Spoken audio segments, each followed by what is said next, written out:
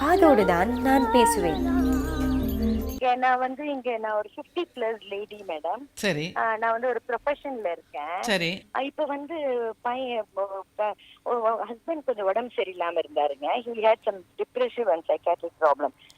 நாங்க வந்து அவர் ட்ரீட் பண்ணிட்டு அவர் நல்லா தான் இது பண்ணிட்டு இருக்கோம். சரி. எத்தனை பசங்க? ஒரு பையன் இருக்கான். அவன் வந்து எங்க பேரண்ட்ஸ் நல்ல வெல் ஆஃப்னால கூட்டிட்டு போய் அவனை படிக்க வச்சு நீ வெளிநாட்டுல நல்ல பொசிஷன்ல இருக்கான். ஒரு 2 இயர்ஸ் பேக் கல்யாணமும் பண்ணிட்டோம். சரி. ஒரே பையன் தானா? ஒரே சன் மேடம். வந்து சின்ன வயசுல இருந்து ஹாஸ்டல்ல தான் இருந்தா மேடம். வீட்டுல வந்து வச்சுக்கோ அவரும் கொஞ்சம் டென்ஷன் ஆயிட்டாரு. பிசினஸ் ப்ராப்ளம்னால அப்படி விட்டோம். பைனான்சியலி நாங்க சஃபர் ஆகல. இப்ப என்னன்னா அவன் கல்யாணம் ஆனதுக்கு அப்புறம் எனக்கு வந்து ரொம்ப லோன்லியா ஃபீல் பண்றேன் மேம். டாக்டர்னாவும் கொஞ்சம் கோஆபரேட்டிவ் இல்லாததுனால ரொம்ப கஷ்டமா இருக்கு. அந்த லோன்லினஸ்ஸா இருக்கு. நம்ம தப்பு பண்ணிட்டோமே, சரியா வாழலையே, நல்ல அப்படி. பையன் ரொம்ப அருமையான பையன் மேடம். இல்ல இப்ப நீங்க வேலை பாக்குறீங்கல்ல? நான் வேலை பாக்குறேன். ஃபைனான்ஸ்ல ஒன்னும் ப்ராப்ளம் இல்ல. இந்த தனியா அவன் இருக்கான். இல்ல நீங்க ப்ரொஃபஷனல் சொன்னீங்களே, அதான் கேட்டேன். நீங்க என்ன ப்ரொஃபஷனல் பண்ணிட்டு இருந்தீங்க? என்ன நான் வந்து நான் லாயர் மேடம். சோ நீங்க பிராக்டிஸ் பண்ணிட்டு தான் இருந்தீங்க? ஆமாமா. நடுவுல I had a break but திருப்பி பண்ணிட்டு இருக்கேன் மேடம். சோ இப்போ உங்களுக்கு டெய்லி எழுந்த உடனே ஏதோ ஒரு வொர்க் இருக்கு? ஒர்க் எல்லாம் இருக்கு. I keep myself very very busy madam. அபார்ட்மெண்ட்ல இருக்கேன், நல்ல ஃப்ரெண்ட்ஸ் இருக்காங்க. பட் எங்க இன்னொரு விட்டு நான் தனியா வந்துட்டேன். அதெல்லாம் வந்து இப்ப வந்து பேச்சு வருது. அப்போ எனக்கு கஷ்டமா இருக்கு மேடம். இப்ப நீங்களும் உங்க வீட்டுக்காரரும் ஒண்ணா இருக்கீங்களா இல்லையா? நானும் எங்க ஹஸ்பண்ட் ஒண்ணா தான் மேடம் இருக்கோம். இப்போ உங்க ஹஸ்பண்ட் ட்ரீட்மெண்ட் எடுத்துட்டு தான் இருக்காரா? ஆமா மேடம். இது அந்த ட்ரீட்மெண்ட் தான். பட் முதல்ல ரொம்ப ஒரு மாதிரி ஃபோர்ஸா இருப்பாரு, வயலண்டா இருப்பாரு. இப்ப அதெல்லாம் அவ்வளவா இல்ல. இப்போ அவருக்கு வந்து வேலைக்கெல்லாம் போறது இல்ல? அவரு அவ்வளவா போறது இல்ல மேடம். 20-25 இயர்ஸாவே போறது இல்ல மேடம். அவர் என்ன படிச்சிருந்தாரு, என்ன வேலை பண்ணிட்டு இருந்தாரு? அவரு வந்து பிசினஸ்ல அப்போ லாங் பேக் ப்ராப்ளம் ஆனதுனால அவர் போலிங்க. ரொம்ப ட்ரை பண்ணோம், அதனால முடியல. அப்புறம் விட்டுட்டோம். என்ன பிசினஸ் பண்ணிட்டு இருந்தாரு? அவர் வந்து ஸ்டீல் பிசினஸ் எல்லாம் பண்ணிட்டு இருந்தாரு மேடம். என்ன படிச்சிருக்காரு? அவர் நிறைய படிச்சிருக்காரு. அதுதான் ப்ராப்ளம். AMIE அதெல்லாம் நிறைய படிச்சிருக்காரு. அதுதான் நிறைய படிச்சிருக்காரு. Very intelligent. என்னன்னு தெரியல, தனியா வந்ததுனாலே என்னன்னு தெரியல. மதுரைல கொஞ்சம் சரி வந்தோம் நாங்க தனியா. ஒரு மாதிரி ஒரு சூழ்நிலை அமைஞ்சது. இப்ப வந்து திருப்பி பையனுக்கு அந்த மாதிரி இப்படி வரப்போ பையன் கொஞ்சம் ஃபீலிங்கா இருக்கேன், லோன்லியா இருக்கு. பையன் சின்ன வயசுல இருந்து ஹாஸ்டல்ல இருந்திருக்கான். நம்ம ஒழுங்கா வாழ அப்படிங்கிற மாதிரி ஒரு கில்ட்டி கான்சியஸா இருக்கு. உங்க பையன் நல்லா ஹாப்பியா தானே செட்டில் ஆயிட்டாரு? செட்டில் ஆயிருக்கான். பட் டு பி ஃப்ராங்க் டாக்டர்னால கொஞ்சம் நல்லா இன்னும் கொஞ்சம் செட்டில் ஆகணும் மேடம். கொஞ்சம் எல்லாம் கோஆபரேட்டிவ் இல்ல, கொஞ்சம் திங்ஸ் இஷ்யூஸ் இருக்கு. யாருக்கு, உங்க சன்னுக்கும் டாக்டர் இல்லாக்கும் பிரச்சனை இருக்கா? அவ்வளவு இல்ல. பட் அவன் வெளிநாட்டுல தான் இருக்கான், இங்க இல்ல.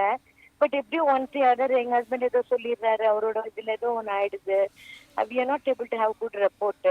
எப்படி டீல் பண்ணணும்னு எனக்கு தெரியல மேடம். அது ஒண்ணு. நீங்க கான்டாக்ட் பண்ணாதீங்க. எதுக்கு அனாவசியமா கான்டாக்ட் பண்ணி சண்டை போட்டுட்டு இருக்கீங்க? அவங்க பையன் வந்து எப்படியோ உங்க அம்மா அப்பா வளர்த்தாங்க. It is almost like adoption மாதிரி தான். அவங்க அடாப்ட் பண்ணி வளர்த்துட்டாங்க. ஸோ இப்போ வந்து நல்ல நிலையில இருக்காருன்னு நீங்க சொந்தம் கொண்டாடக்கூடாது. நாங்க பண்றதே இல்ல மேம். அவங்க அவ்வளவு தூரத்துல இருக்காங்க. இல்ல அனாவசியமா வந்து அவங்களா ஃபோன் பண்ணாங்கன்னா பேசுங்க. நீங்களா வந்து ஏன் ஃபோன் பேசல, ஏன் எங்களை கவனிக்கல, அந்த மாதிரிலாம் எதுவுமே டயலாக்ஸ் பண்ணாதீங்க. மேம் அது என்னன்னா அவனும் ரொம்ப அஃபெக்ஷனேட் சைல்டு மேம். அவனும் பேசாம இருக்க மாட்டான். அப்புறம் அது மாதிரிலாம் இருக்குல்ல மேம். இப்ப நமக்கு தான் லைஃப்ல என்ன இருக்கு சொல்லுங்க. இல்ல அவரா பேசும்போது ஓகே. இப்ப அவரா பேசும்பொழுது அஃபெக்ஷனேட்டா பேசுறாருன்னா அஃபெக்ஷனேட்டா பேசுறதுல தப்பு இல்லம்மா. பட் கம்ப்ளைண்ட் பண்ணக்கூடாதுன்றேன். எனக்கு யாருமே இல்லை, நான் ரொம்ப வருத்தமா இருக்கேன், எனக்கு கவனிக்க யாரும் இல்லை, உங்க அப்பாவோட பிரச்சனையா இருக்கு, இந்த மாதிரி கம்ப்ளைண்ட்ஸ் நீங்க பண்ணக்கூடாது. Okay madam. பிகாஸ் உங்க சன்னை நீங்க வளர்க்கும் பொழுது நீங்க அவர் பாட்டுக்கு தானே வளர்ந்தாரு. அவர் எந்த விதத்துலயுமே உங்களுக்கு பிரச்சனை கொடுக்கவே இல்லை. ஸோ அப்ப இப்போ உங்களோட பிரச்சனைகளை வந்து நீங்க அவர்கிட்ட பகிர்ந்துக்கிறதுங்கிறது நியாயம் கிடையாது. Okay madam. குடுக்கல. பட் அவனுக்கா ஓரளவுக்கு தெரியுது இல்ல மேடம். அவனுக்கு வயசாவே இல்ல. அவன் எந்த விதத்துல வந்து என்ன ஈடு கட்ட முடியும்? இப்போ நீங்க வாழ்க்கையை இழந்துட்டீங்க. நீங்க வந்து உங்க திருமண வாழ்க்கையை வாழல. பட் உங்க மகனுக்கு வந்து நல்ல திருமண வாழ்க்கை வாழறதுக்கு வாய்ப்பு இருக்கு. அவன் இப்பதான் கல்யாணம் ஆயிருக்கான். ஓகே. அதனால இப்ப நீங்க வந்து திருமண வாழ்க்கையை சரியா வாழாததுனால இப்ப நீங்க வந்து ஒரு துன்பத்துல இருக்கீங்க. அதெல்லாம் ரீகால் பண்ணி ஓகே. ஸோ அதனால இப்போ நீங்கள் அனாவசியமாக பேசும்பொழுது என்ன ஆகணும், எங்கேயா டயலாக் போய் அவனுக்கு ஒரு குற்ற உணர்வை கொடுக்குற மாதிரி போயிடக்கூடாது. சரி மேடம். உனக்காக நான் வாழ்ந்தேன் கடைசியில ஹாப்பியா இருக்கா, ஒன்னும் தெரியல, கொஞ்சம் இஷ்யூஸ் இருக்குமா, பாவம் அவனும் கொஞ்சம் நம்ம பாவம் நல்லா இருக்கணும்ங்கறதானே வழியா ஏதாவது ப்ராப்ளம் அதுதான் தவறுங்கிறேன். அந்த அந்த அந்த ஒரு இருக்குங்கிற மாதிரி தான் நினைச்சா கஷ்டமா இருக்கு. வேற அந்த ஒண்ணும் இல்ல தொனி மேடம். அந்த தொனி உங்களோட குரல்ல தெரிஞ்சதுனால தான் நான் சொல்றேன். ஓகே, அது வந்து ஆக்சுவலா மேல் மனசுல நீங்க வந்து அத பாலிஷ்டா உங்களோட கன்சர்ன் மாதிரி சொல்றீங்க. ஓகே, மேல் மனசுல அந்த கன்சர்ன் மாதிரி சொல்றீங்க. பட் ஆழ் மனதுல என்னன்னா, இப்போ உங்களுக்கு வந்து you did not have a good married life. So உங்களுக்கு வந்து எங்கேயோ you are searching for a partner which you know like and you thought that when the son இவன் க்ரோ அப் ஆனவுடனே அவன் தோள் கொடுப்பான் அப்படின்ற ஒரு ஏக்கம் எங்கேயோ இருந்திருக்கலாம். ஓகே, அது நார்மலாக எல்லா அம்மாவுக்கும் வந்து அப்படிதான்.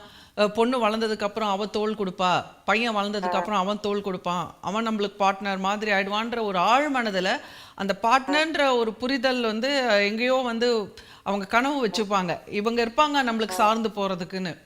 பட் ரியாலிட்டியில் பார்த்தீங்கன்னா அப்படி கிடையாது. பிள்ளைங்கள் வளர்ந்தவுடனே அவங்களுக்குன்னு ஒரு பார்ட்னர் எடுத்துட்டு அவங்க வாழ போயிடுவாங்க. அப்போ அவங்க அதில் நல்லா வாழ்ந்தாலும் வாழலைனாலும் அது அவங்களோட பர்சனல் லைஃப்.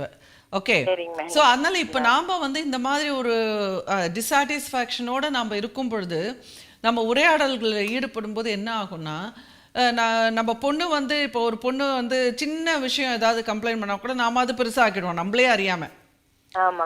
அதே மாதிரி பையன் ஏதாவது சின்ன விஷயம் சொன்னா கூட நாம அதை பெருசாக்கிடுவோம். ஏன்னா வந்து நம்மளுக்கு ஒரு உறவு வேணுங்கிற காரணத்தினால. அதனால நான் என்ன சொல்றேன், அனாவசியமா கம்ப்ளைண்ட்ஸுங்கிறதே நம்ம பிள்ளைகள் கிட்ட சொல்லிக்க கூடாது. அதே மாதிரி அவங்களே சொல்லக்கூடாது. அவங்க அதே மாதிரி இல்ல அவங்க கிட்ட நம்ம சொல்லிடணும். அதுதான் அவங்க கிட்ட நீங்க